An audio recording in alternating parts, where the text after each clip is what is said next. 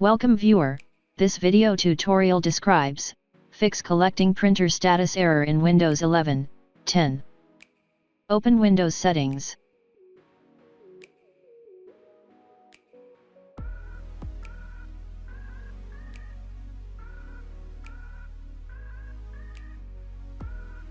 Clear all print queue.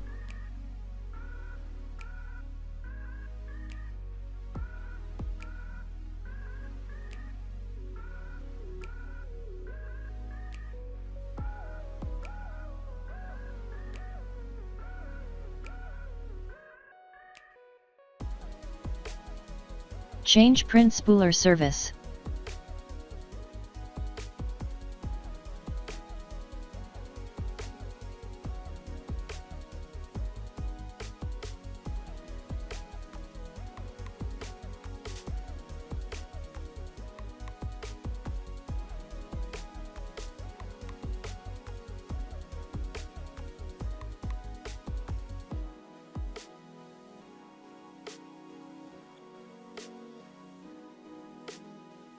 I hope this tutorial helps to you.